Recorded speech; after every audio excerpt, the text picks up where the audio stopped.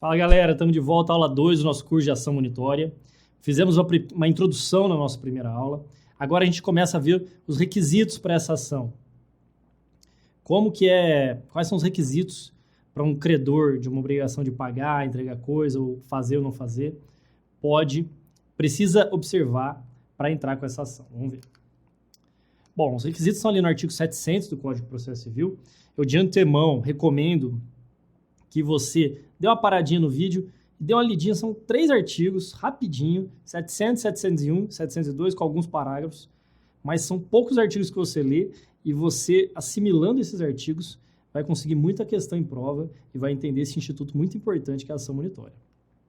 Bom, e ali no artigo 700, está dito que um requisito básico da ação monitória é a prova escrita sem eficácia de título executivo.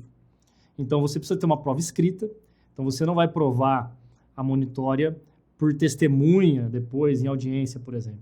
Não, você precisa, no ajuizamento, você precisa juntar no processo, com a sua petição inicial, uma prova escrita. E essa prova escrita sem eficácia de título executivo. Porque se tiver eficácia de título executivo, você pode ajuizar uma execução, que é ainda mais célere, né? Ainda mais eficiente, mais rápida.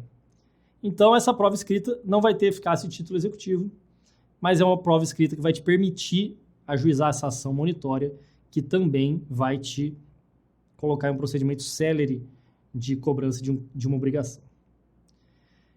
E essa obrigação é um credor de qual tipo de obrigação? A gente já falou e vou aqui falar de novo, especificando que é muito importante isso aqui, porque houve até mudança em relação ao Código Antigo de 73. Você pode cobrar em uma ação monitória uma quantia em dinheiro, que é o clássico, né, o exemplo mais famoso. Você pode cobrar também uma entrega de coisa fungível ou infungível, móvel ou imóvel.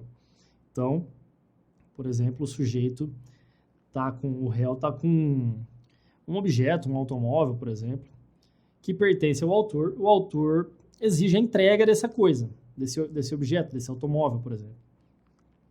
Ele vai entrar com essa ação. E aqui, qual que é o detalhe? O detalhe é que pode ser uma coisa fungível ou infungível, ou seja, uma coisa que pode ser substituída por sua natureza e qualidade, ou uma coisa que não pode ser substituída, que é a infungível, e uma coisa móvel ou imóvel. Então, pode ser entrega de um móvel, como também de um imóvel. Isso aqui é muito importante, porque no CPC 73 não era assim. Agora pode, então se cai em prova, tá lá, fungível. Só pode monitório para coisa fungível, ou só pode monitório para coisa móvel. Não, errado, você marca errado, porque pode para fungível ou infungível, móvel ou imóvel. Atenção para isso aqui. E o terceiro tipo de obrigação é a fazer ou não fazer. Então cabe também monitório para obrigações de fazer ou não fazer, quando o réu precisa praticar algo, precisa deixar de praticar algo. Se você tiver uma prova escrita que demonstre aquela obrigação, você pode ajuizar uma ação monitória para cobrar também essa obrigação.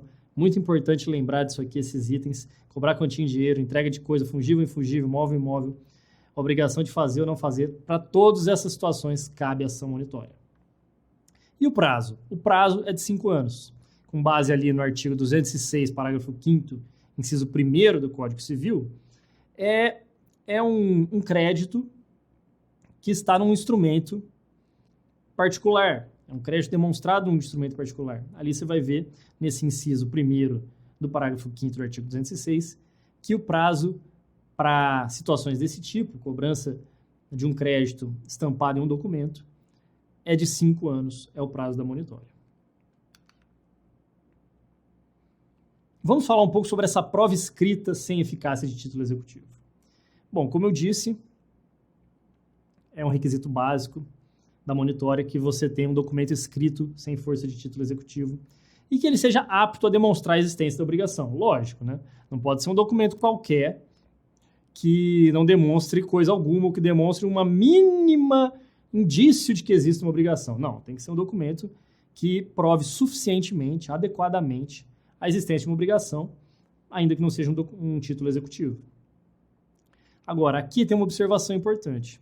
Se for um título executivo, o credor pode optar pela execução ou pela monitória. Então, ainda que ele tenha um título executivo, ele pode optar, se for da vontade dele, ao invés de ajuizar uma execução, ajuizar uma ação monitória. Então, a lei fala em prova escrita sem eficácia de título executivo, mas se eventualmente for título executivo, pode também a monitória. Mas é que não é interessante, né? Se você tem um título executivo, claro que, no mais, às vezes, você vai entrar direto com uma execução, que é ainda mais séria que a monitória. Mas nada impede também que você opte pela própria monitória. É o que está ali no artigo 785 do Código de Processo e também é o entendimento do STJ ali. Eu trouxe o artigo 785 para vocês, que diz o seguinte: a existência de título executivo extrajudicial não impede a parte de optar pelo processo de conhecimento a fim de obter título executivo judicial. Então, a parte, ainda que tenha um título executivo extrajudicial, se ela entender por bem, ela pode ajuizar uma ação num processo de conhecimento ou uma ação monitória, que é esse procedimento especial que nós estamos comentando. Por fim, cabe dizer que ali no artigo 700, parágrafo 1º, é dito que a prova escrita pode consistir em prova oral documentada. O que é isso?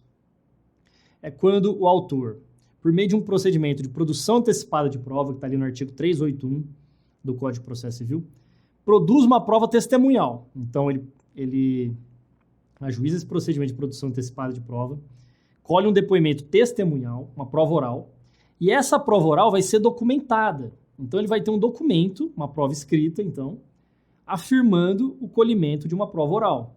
Esse documento em que consta o colhimento de uma prova oral pode ser usado para ajuizar a monitória. Então, é o que diz aí o artigo 700, parágrafo 1º, a prova escrita pode consistir em prova oral documentada. Se a prova oral estiver documentada, estiver escrita num documento, cabe também monitória com base nessa prova. Beleza, pessoal? Isso foi um pouco... Falamos os requisitos gerais, falamos da prova escrita. Na próxima aula tem mais alguns entendimentos sobre como é essa prova escrita para continuar o nosso curso. Até lá. Tchau, tchau.